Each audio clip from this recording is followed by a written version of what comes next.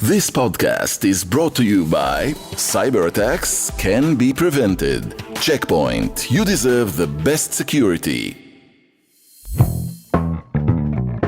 We are back from our Pesach or Passover break, and no surprises, lots has happened. We'll get into it all. It's Unholy. I'm Jonathan Friedland of The Guardian in London. And I'm Yonit Levy of Channel 12 in Tel Aviv.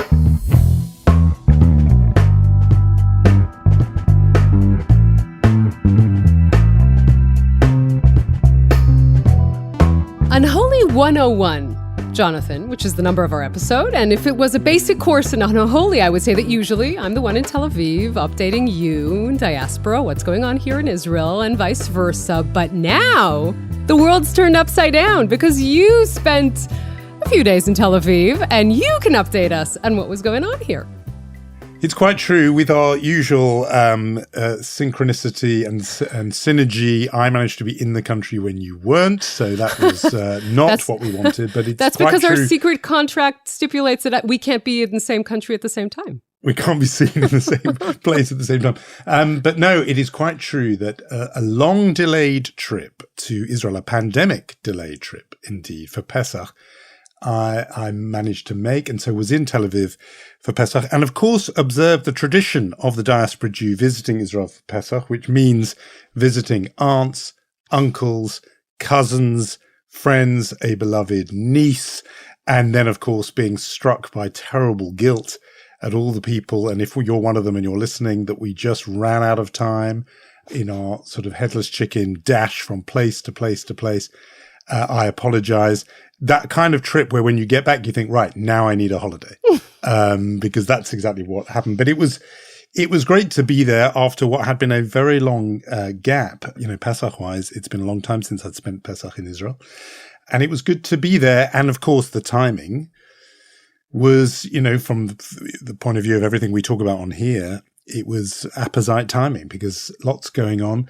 And it meant I was able to make an appearance at and see and attend and witness one of the protests. I think it was week 14 of those Saturday night protests, and to see them up close, it was fascinating to see it. Interesting, because you've been asking me a lot about who the people were in these protests. You asked for a while if they're the Philharmonic crowd, meaning, if I can translate you, like the Ashkenazi, older, left-leaning Israelis from Tel Aviv. And I wonder, when you were in the protest, what was your sort of thinking on what you saw around you? Well, the funny thing is, just I think a day or two before I went, the Philharmonic itself put out a video or something of them performing a piece of music linked to these protests. So that felt to be right, sort of in tune.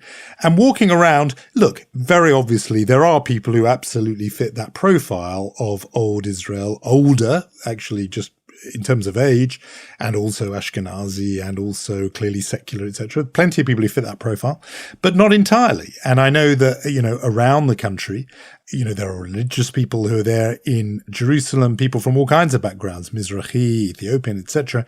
That it was very much the secondary observation. The primary observation, I have to say, I found tremendously heartening because, of course, listeners will know that the day before that Saturday in the middle of Pesach, there had been not one but two terror attacks. There was the car that rammed onto people, on pedestrians, on the Tayelet, on the promenade at the sort of Jaffa end in Tel Aviv, killing one man, a visitor from Italy, and injuring several others. And then an incident in the West Bank, a family from Efrat, a British Israeli family, actually, the D family, a mother and her two daughters killed. And the result was, obviously tremendous nervousness in the air. And just the people I know were sending messages saying, we're talking and we've got a friend of a friend has a brother who's in intelligence and he says you should stay away. And there's rumors, all that stuff that is so familiar. Big crowds are going to be vulnerable. And lots of people, they were saying they were going to stay away. I thought, I want to see what this is. And I went anyway and was very heartened to see that, again, estimates were of 150,000 people coming out on the streets. And I just thought, for people in Britain or America or Australia or wherever, if they try and put themselves in the shoes of a population where there have been 2 terror incidents in the preceding 24 hours, would they go to be part of a mass crowd for anything?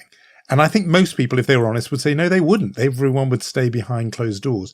And yet Israelis thought that the fight for their democracy is important enough that they are going to put aside what would be a very natural human fear and stand up to be counted for their democracy. And so I found the whole thing extremely moving. There was a performance of Hatikva, obviously the co-option of the flag we've talked about.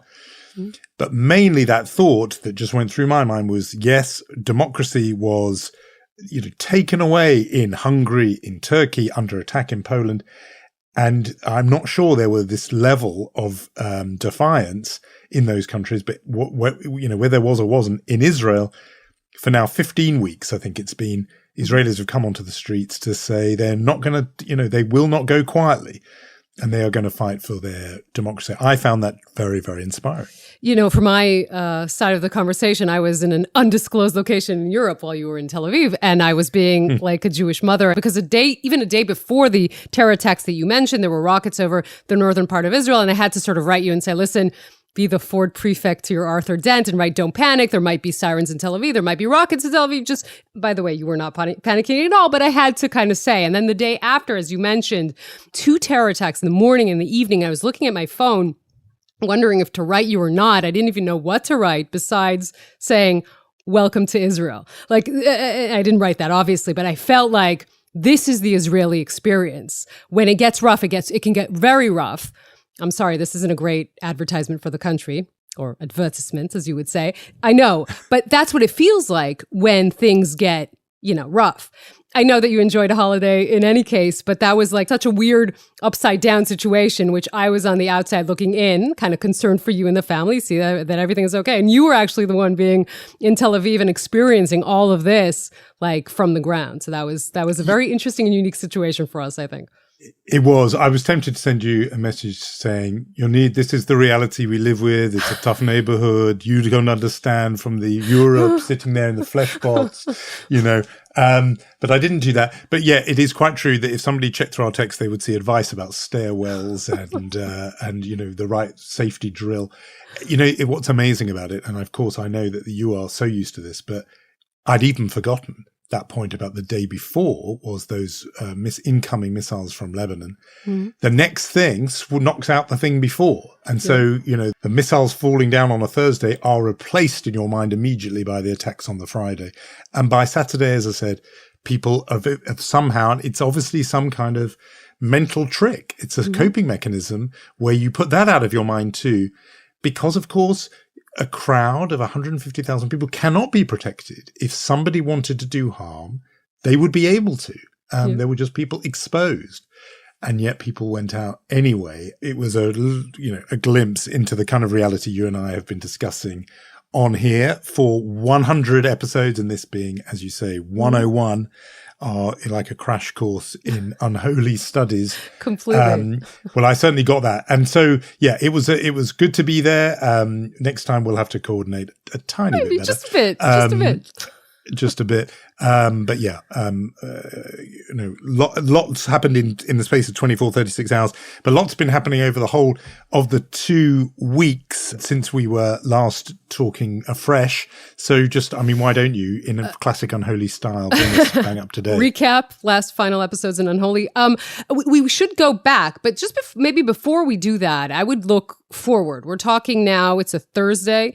Next week is Memorial Day for fallen soldiers in Israel. We are really in we're between the sort of, I would say, the most sacred days on the Israeli calendar, between Yom HaShoah and Yom HaZikaron. There's a common saying here, Jonathan, I wonder if you've heard it, that Yom HaZikaron, Memorial Day, shows us the price we pay for having a country, and Yom HaShoah Holocaust Memorial Day shows us the price we pay for not having had one. But really, these are the a very sort of, somber days in Israel in any case. And of course, Memorial Day, Israel's military cemeteries are packed with families and bereaved families. Usually representatives of the government come to every military cemetery in the country, and the country is full of them, sadly. But we are in a unique year in Israel. That is very clear. The country is torn apart because of this judicial overhaul and the protests and in the shadow of this process, which is really tearing the country apart. Bereaved families are been asking, I would even say pleading, with ministers not to come to the military cemeteries on Memorial Day. Some of the families actually deciding to have their own silent protest and not to come themselves to these ceremonies because of how controversial this government is. We should mention the most controversial of ministers in this government is, of course, Itamar Ben-Gvir, the far-right leader of Otzma Yehudit. He's supposed to be talking in Be'er Sheva. Families, again, begging him not to come. This is someone who did not serve in the military. They don't want to see him there. They asked him not to come. These days, the Memorial Day and Yom Ha'atzmaut, Independence Day, can look a lot different from what we've seen in recent years. I mean, the clustering of these days has always been so striking to me. People perhaps don't realize, Yom HaShoah, the idea of the country coming to a standstill, that moment when the sirens blast, cars stop on the freeway, motorway, people stand by their cars, and etc. The country coming to a standstill to remember an event that didn't happen in that country. Mm-hmm. I can't think of any country in the world that does that, where it stops to remember something that happened not, in that geographical space or to that country, as it were, but to the wider Jewish people. And then a week later, you're into this bipolar 48 hours that you've described, where Yom HaZikaron, the Memorial Day, then just segues immediately. The moment sundown comes on Memorial Day, the bunting and the streamers and the banners come out for a party for Independence Day. That kind of mood swing, it can give you whiplash, where you go from one to the other. All of that is already extraordinary and sort of peculiarly Israeli. But what you've just said adds a whole other layer onto it, because even though Israel has had controversial governments before, obviously, prime ministers or defense ministers that some in the country don't like, I don't think, you'll tell me if I'm wrong, I don't think there's ever been the kind of reluctance or disquiet that you're describing there, where families of the bereaved, or rather bereaved families, don't want to be at a ceremony addressed by this or that politician. I don't know, tell me if I'm wrong, but I didn't think that's happened before. That feels to me a new mark of how much an outlier this current government really is. We did talk last year of one incident. Naftali Bennett, again, his government not completely in consensus either. He was, I remind you, for the first time a government was formed with an Arab party. He came to a memorial service and was heckled particularly by a Netanyahu supporter, but also some bereaved families who were very upset at the government that he had formed. He stood there for 5 minutes and 30 seconds listening to what they had to say. So we had an incident like this, but I think what we might see this year is different in scope and different in how many incidents can happen. Maybe it will pass without an incident. But even the fact that there are families that are saying they're not going to come on Memorial Day to the cemetery, just imagine how painful that is for a family to make that decision because they don't want to encounter a minister of this government. We should also make note of the fact that many of this government's members did not serve in the military. That is also very important in the story that Israel tells itself on Memorial Day. I just thought of one very basic thing we should say, which will be known to almost all our listeners, but perhaps not to every one of them. And that is, all of this is different, acquires a different character because Israel has a conscript army. Everybody does military service of, one kind or other. Every family sends off its 18-year-old boy or girl. And therefore, this is not like a Veterans Day or an Armistice Day or other comparable events in other countries, in this country or the United States or elsewhere, where there are only, when you talk about military families, you're only talking about one segment of the population. When you talk about military families in Israel, you mean every family. Mm-hmm. And every family, left wing, right wing. But, this is something that, with the exception of the ultra-Orthodox, everybody's involved in. So these national ceremonies are truly national in a way that, for example, if somebody British is listening to this and thinks of Remembrance Sunday in November, a lot of the country are spectators for that, watching the military community remember its fallen. You're not a spectator in Israel in that occasion. And I have been in the country for a Memorial Day. I remember that the defense minister at the time was one Yitzhak Rabin, who had a very, intense relationship with those families, would write those personal letters as prime minister to each family of a fallen soldier. The emotions that are going on here are just of a different order when you have a conscript army. Of course, and remember that the fact that Israel has a channel that is dedicated to the names of the fallen soldiers, and that runs for 24 hours. So you can go to bed and wake up and still see the names of the soldiers that gave their lives for this country. It really is a unique day and a special day and a very sad day in Israeli society. I don't know how it would play itself out this year. It's a very complicated question. We left, as you said, our listeners with some questions about where the legislation is going and where the Netanyahu government is going. Maybe we should try to pretend like we're answering the questions, if you like. I think we need to know where we're at, because we left on something of a cliffhanger before.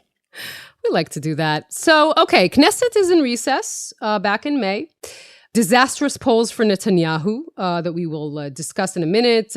Moody's credit rating agency downgrading Israel's forecast from positive to stable, saying this: the manner in which the government has attempted to implement a wide-ranging reform without seeking broad consensus points to a weakening of institutional strength and policy predictability. That is from their 8-page report. Now, you know my mind, Jonathan. I've said, I think even before Netanyahu attempted to fire Defense Minister Gallant and what erupted in a huge protest in Israel, I thought that the legislation won't pass as it was written. The combination of economic pressure and international pressure, and of course the reservists in the military saying they won't show up for duty if this passes. I think it was too much. Now, if, the night of the Gallant story, which happened March 26th, two things were looked like they were pretty clear. One is that Netanyahu would have to pull back the firing of Gallant. And the second thing is the Netanyahu government looks like it was the beginning of the end of that government. Now, first of all, the former happened, right? Netanyahu had to pull back the decision to fire Gallant. The latter looks less clear. As I told you, the polls are disastrous for Netanyahu. If the elections were held today, then the next prime minister of Israel would be Benny Gantz. Remember how Al Gore used to say, I used to be the next president of the United States, something like that. But I think that these polls also do something else. They sort of toughen the glue that holds this coalition together, because all of the people are looking at these polls, right? Parts of the coalition, even if they were threatening to leave, like Itamar Ben-Gvir, they realize that the next thing that happens is that they are in opposition.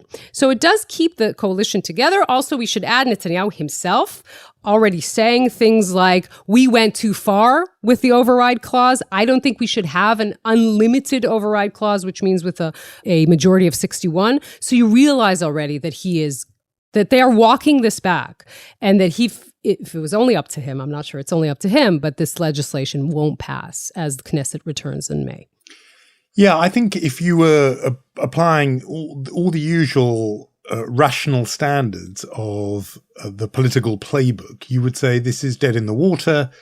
One look at the combination of the politics, this is a vote loser, in the biggest way. I mean, I saw those polls, they were coming out while I was there, the anemic numbers for Likud and the strong numbers for, yes, Benny Gantz, but in combination with Yair Lapid, it means the anti-Bibi bloc is right back in there with a really healthy majority if the polls were to pan out. The combination of that and the financial economic pressure, the Moody's credit rating, I mean, other countries may not realize how significant that is, but for an economy like Israel's, the approval of the international markets really matters. I mean, and it's been the high-tech nation, startup nation.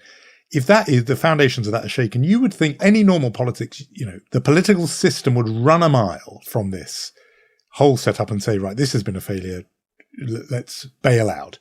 I'm thinking in a way of like the Liz Truss budget, in this country, in Britain, budget which tanks the markets hate it, the polls hate it, it's dropped and she's dropped.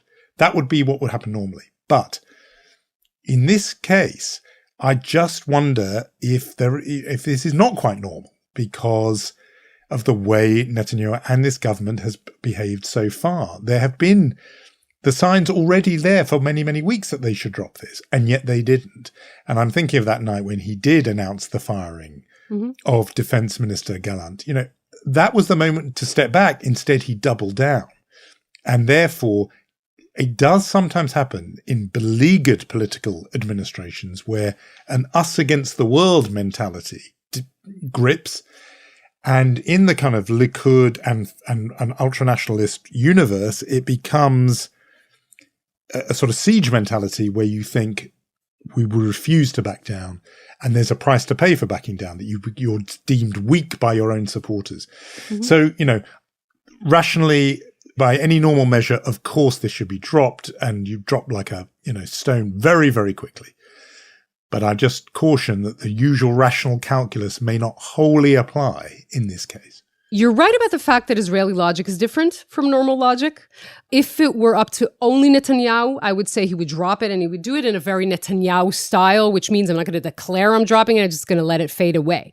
But there are other groups who want this, right? Yariv Levin wants this because maybe he wants to signal that he is the heir to Netanyahu, and he's an ideologue. He wants to weaken the Supreme Court. The ultra-Orthodox want to weaken the Supreme Court because they want to pass through legislation that exempts them officially from military service, also very connected to what we've been discussing here. So there are different forces here. If I would, you know, if you would ask me to give you my prediction, I would still say that I think that this legislation will at the end of the day not pass, but there are definitely forces that are going to continue to try and push it. Well, I find that reassuring myself, because I think that it would be a disaster if it were to pass. We should mention the international front, which is also part of this. That too presents pressure on him. I just mentioned one thing, which is a poll, which I thought was very striking, from Pew in the United States, measuring that 60% of Israelis have faith in Joe Biden's leadership. He would love numbers like that in the United States. That's, you know, Israelis having more confidence in him than Americans do. But only, if you reverse the question, only 32% of Americans have faith in Netanyahu's leadership. These headlines about the protests and so on have reached beyond Israel and have dented his standing, even in a place where before he would have enjoyed a degree of support and approval. So that too is part of the pressure here, that, you know, we know that the United States, Washington, is not happy with the course the government has taken. That is another reason for him personally, and I take on board completely what you said about the others in the coalition, but that's another pressure on him personally to move away from this as quickly as he can, if he can. Yeah. Interesting. The title of that article, by the way, was that 1 in 4 Americans have not heard of Israeli Prime Minister Benjamin Netanyahu. Does that mean 3 out of 4 Americans have heard of him? That's quite striking, don't you think? Yeah, you mean to say those are high numbers? Pretty much. I think that... I know, for a foreign leader to be... I agree. He can read into that, at least, you know, think that that's a good thing for him. Yeah, so they may hate me, but they know who I am. Exactly. That's the good better news. than being anonymous, right? Well, we should also talk about the fact that we were talking about this. Israel is approaching its 75th Independence Day, and it's doing it with some trepidation, at least the part of Israel that is in the center left. And it is doing it, we should add, as Israel is losing, or has lost rather, 2 of its cultural scions, both coincidentally born again around the establishment of the state. I'm, of course, referring to author Meir Shalev, who passed away 2 weeks ago, and to Yonatan Geffen, Israel's songwriter, more than anything, playwright, author, who died yesterday. One of them, Yonatan Geffen, was born a year before Israel was established. Meir Shalev was born a year after. This is obviously, both of them, a great loss for the state of Israel. And something very poignant about 2 figures born in or around the founding of the state, dying just days before the state marks its 75th anniversary, you know, as if not able to reach that milestone, but reminding the country of the country it was at the time of its birth. I mean, both of them in a way from that kind of Philharmonic Israel that I was talking about before. Yeah. I mean, even I think from the same place, the Moshav Nachalal, which is people will know from that old song from the pre-state era. There is that lyric, Mi Bet Alpha ad Nachalal, from Bet Alpha, the kibbutz, to Nachalal. It is one of those sort of definitive, mythic sort of places. But Nachalal is like the Israeli Plymouth Rock, really. I mean, if you have to give the no, that's perfect. I mean, I have to say, these are not two Israelis who had a huge profile outside culturally, I would say. Look, there are some, writers, you think of the late Amos Oz, or you think of Nomi Shemer, songwriter, who built up a profile internationally, particularly in the Jewish diaspora. I would say that's not true of either of these two writers. So for people who are or artists, just give us a flavor of their their work, really, for people who are hearing these names perhaps for the first time. Well, first of all, I mean, Yonit and Jonathan, who died yesterday, I mean, if you're an Israeli going through kindergarten, elementary school, high school, military service, you are saturated in Yonit and Jonathan's songs.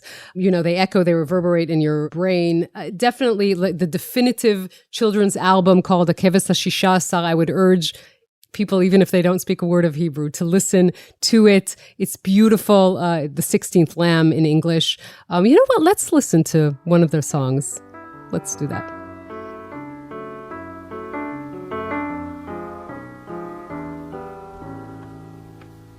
הילדה הכי יפה בגן, יש לה עיניים הכי יפות בגן, וצמא הכי יפה בגן, ופה הכי יפה בגן. That is Hayalda הכי יפה בגן. See, now that one yes. may be the exception, because I think that perhaps is known outside, because any parents who sent their child, or any children who were in a Jewish kindergarten, that may well have been a song that they would have been taught in kind of basic Hebrew classes. So I think that one did travel, and it's part of the canon. Yeah, it's part of the canon in every stage of Israel's, existence. I mean, it's not only for children, it's for high school students. And we talked so much about memorial services. We can't not mention Hanasich HaKatan Mipluga Bet, the Little Prince from Squadron B, which is the definitive song for memorial services in Israel. This is all Yonit and Jonathan. It's hundreds of songs. And both, I think, Yonit and Jonathan and Meir Shalev had the ability, first of all, to be, to love their country, but to be fierce critics of it, to be able to treat the Hebrew language in a way that is so, they knew that the language is malleable. They knew how to modernize it. So many iconic sentences and lines from both of them are sort of ingrained in the language, and their ability, and I thought about this the other day, more than anything, to write to all ages. And the fact that both wrote to children, Meir Shalev's children's books are the loveliest that I've read in any language. And of course, Yonit and Jonathan, it's a different skill to write for children. You need a soul of a child to write for children. I remember Yonit and Jonathan used to say, I feel like I'm a child because I still have so many questions and I don't have any answers. So that is the gift of these two men. I think Meir Shalev would be more accessible for anyone speaking English because his books were translated. It's obviously a little bit more difficult to translate popular songs of any kind of genre, and he wrote in so many genres, Yonit and Jonathan. It's difficult to translate them. He is, of course, of Israeli royalty. He's of the Dayan family. His mother was Moshe Dayan's sister. He also, his children are very important in the Israeli cultural world. Shira Geffen was a filmmaker and a screenwriter. Aviv Geffen was obviously a very famous singer. So this is just a very kind of tragic, and again, it's very random that we're losing them both now, but it's such a sort of a symbol of where Israel is at this point, I think. And you mentioned at the start that how Memorial Day is not going to be without or free of partisan politics. Even a moment of national unity like that, there will be political controversy. What about with these two figures? Because both broadly identified with the left. I mean, Meir Shalev, often explicitly a critic. How have the politicians, given that we have a very right-wing government, have they put aside politics in grieving these two as just national treasures, or has there been something else, more of that kind of ambivalence and controversy in the public official mourning for these two?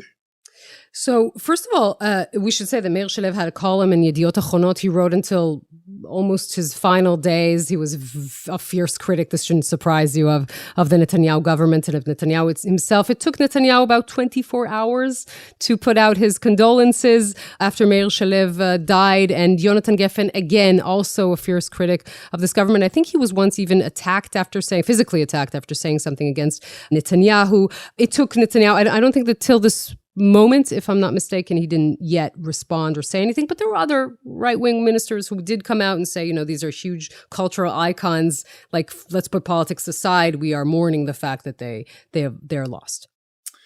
Well, I think it should sort of go without saying that these two are the obvious mensches of the week for us. And it's good to have a moment to reflect on their life as well as their death and the great work they leave behind. I think people will now be going online to find those records and perhaps to find the books that are available in translation. Chutzpah, there are many offerings from around the world, but once again, it is rare perhaps for Israelis scooping the board in all our categories. But I think we talked about it just before we started recording this. There is a no contest for this week's Chutzpah Award, Yonit, and it is in your neighborhood. Apologies for this. I feel like I'm taking over the show this week, but I'm just saying that, when I first read this, I really thought it was fake. Like, it took me a few minutes to make sure that what I'm telling you now is actually a true story and not somebody making it up or it's a joke or something like this. Okay, so we're going back to discuss for a minute. I want to return to Yom HaShoah and to discuss the situation of the Holocaust survivors alive in Israel. The sad truth of it is that a third of them are under the poverty line. This, by the way, a travesty in itself. The fact that the state is not taking care of these people is terrible. But Aryeh Deri, who is the head of Shas, we talked about him when he was disqualified by the Supreme Court to stay in government as a minister. He put out this message that Shas has this new bill and they want to take care of Holocaust survivors. And then the bill itself, we should say, is that it gives Holocaust survivors, I'm sorry, this is the real story, 50% discount on the grave that they will have after they die. Now, I think it's basic stuff that if you want to help people, help them while they're still alive. And time is not on our side in this issue, but really being proud of the fact that your help for Holocaust survivors is that you are giving them a discount on their burial plot or their grave is just, it's beyond chutzpah. We should say that he tweeted it and then he erased it a few minutes later when he realized, the public outcry against this. But this is terrible chutzpah. I have to say, it's the 50% thing that kills me.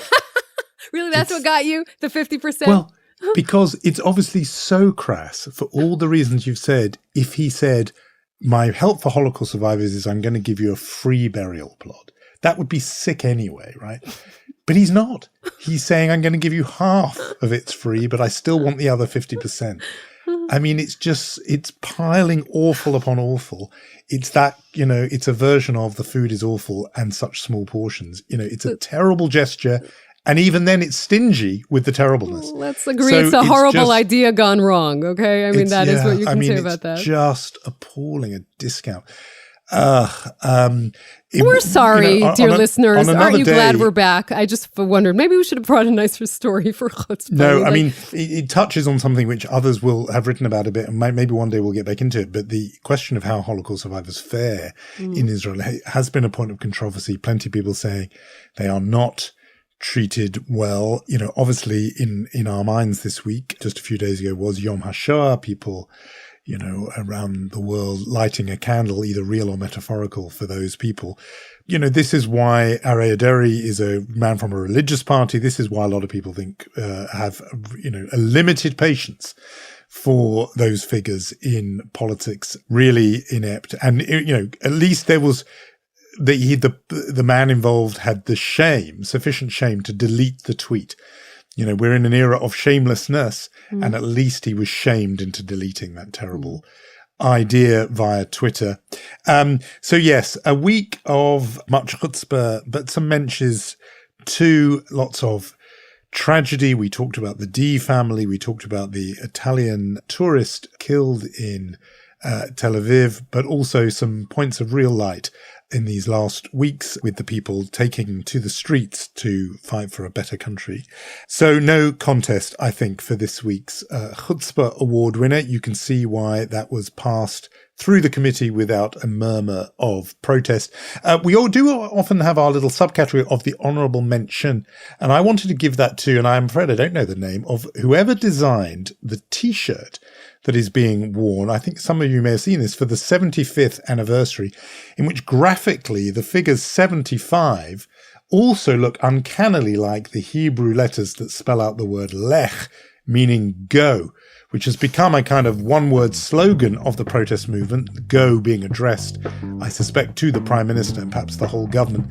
But a beautiful bit of ambiguous design where it simultaneously looks like just a routine, uncontroversial celebration of Israel at 75, but at the same time is also a kind of elegant middle finger to the powers that be. Whoever designed that rather brilliant T-shirt, honourable mention.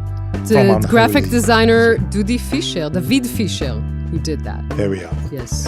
You get an honourable mention on Unholy. If you have enjoyed this Unholy episode 101, you can spread the word by writing a review on any of the podcast platforms, rating us. Obviously, those 5-star ratings really help other people get to the podcast. Do spread the word if you can. And we will say our thank yous to Gaia Glazer, Omer Primat, Rom Atik, and Yair Bashan. Next week we meet as usual. Jonathan, we're back to business completely. See you then.